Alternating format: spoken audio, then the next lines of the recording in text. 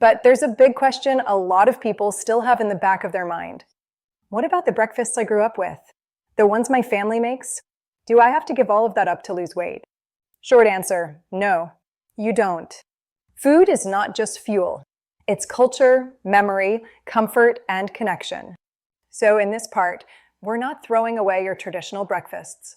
We're learning how to lighten them so you can keep the flavors and memories you love while being kinder to your body and your goals. We'll focus on 3 big strategies. Swapping heavy frying for lighter cooking methods. Using leaner proteins and adding vegetables. Tweaking favorites like pancakes, fry-up, style plates, and local staples. And as always, this is general education, not personal medical advice. You get to decide what fits your life. Principle 1, change the way you cook, not what you love. A lot of the weight in breakfast doesn't actually come from the core ingredients. It comes from how they're cooked. Think about these common patterns: deep fried or shallow fried foods in a lot of oil. Everything cooked in butter. Multiple items fried in the same pan until it's soaked. None of this makes you a bad person. It's just how many of us learn to cook. But if we want to lighten things up, the first easy win is cooking method. Simple swaps. Instead of deep frying, try shallow pan frying with a small amount of oil in a non-stick pan. Even better, bake or grill items like potatoes, sausages, or patties on a tray in the oven. Use a non-stick pan so your eggs or pancakes only need a light spray or teaspoon of oil instead of several spoonfuls. If you have one, an air fryer can give you crispy textures with far less oil. Same foods, same flavors, less oil soaking into everything. You're not banning fried food forever. You're just shifting your default from heavy fry to lighter cook most of the time. Principle 2, choose leaner proteins and add vegetables. Traditional breakfasts often include rich meats, sausages, bacon, fatty cuts, processed meats, and very few vegetables. Again, no judgment. They taste good for a reason. But here's where we can create a big shift. Use leaner proteins. Swap fatty sausages for leaner chicken or turkey sausages.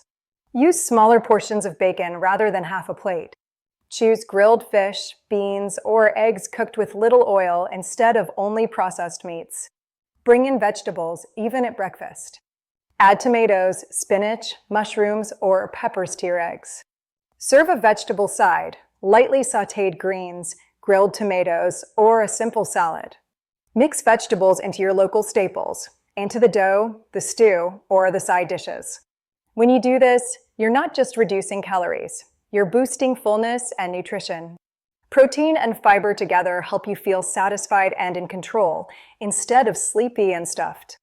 Example 1, lighter pancakes.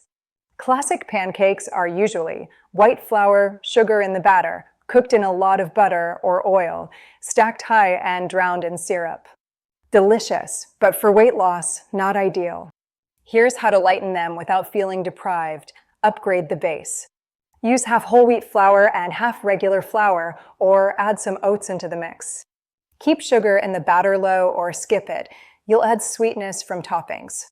Add protein. Use Greek yogurt or cottage cheese in the batter. Or serve pancakes with a side of eggs or a scoop of Greek yogurt on top. You can also mix in a small amount of protein powder if you like. Lighten the cooking method. Use a non-stick pan with a light spray of oil instead of heavy frying. Keep pancakes a reasonable size instead of gigantic diner-style discs. Rethink toppings. Instead of drowning them in syrup and butter, top with warm stewed apples or berries, a small drizzle of syrup, a spoon of yogurt, and a sprinkle of nuts. You still get the weekend pancake feeling, but now your breakfast has more fiber, more protein, less sugar, and oil. Example 2, baked fry-up style plate. In many cultures, there's a version of a big breakfast or fry-up, a plate loaded with eggs, sausages, bacon, potatoes, maybe beans, and bread, usually all fried. Instead of saying, "I can never have that again, let's redesign it." The lighter fry-up, eggs, poach them, boil them, or fry them in a non-stick pan with just a little oil. Meat, choose leaner sausages or use a smaller portion of sausage and more beans. Grill or bake the sausage instead of frying in a deep layer of oil. If you have bacon, use a few lean strips, grilled or baked on a rack so the fat drips away. Potatoes or hash browns, instead of deep frying, cube potatoes, toss with a bit of oil, and roast them in the oven with herbs.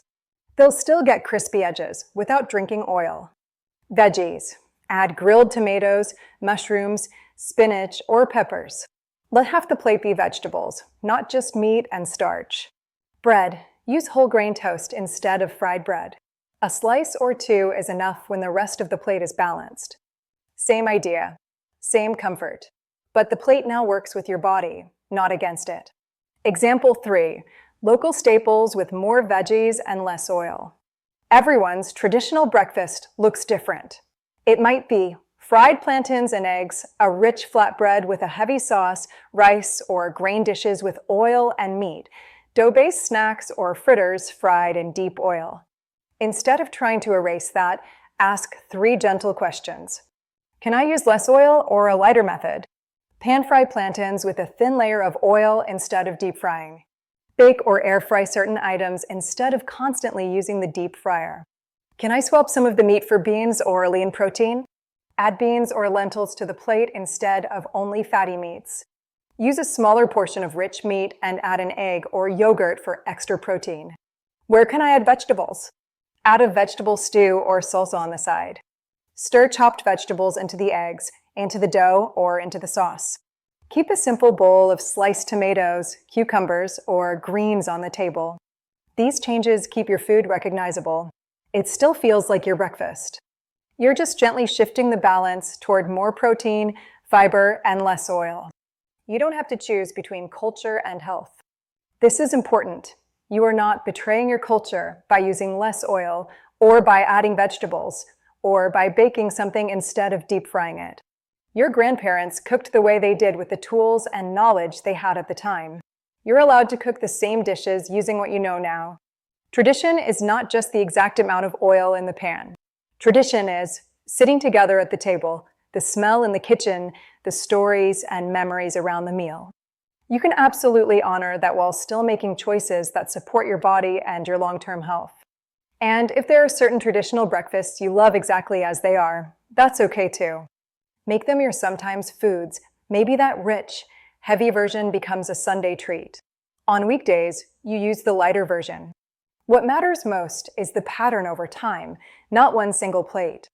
Your next step, to make this practical, ask yourself, which traditional or family breakfast do I love, and how can I make a lighter version of it? Then walk through the 3 questions. Can I bake, grill, or pan fry with less oil? Can I use leaner proteins or add beans/eggs/yogurt? Where can I add a vegetable or 2 without changing the spirit of the dish? Pick one idea and try it once. If it tastes 80 to 90% as good, but leaves you feeling lighter, fuller, and more in control later in the day, that's a huge win.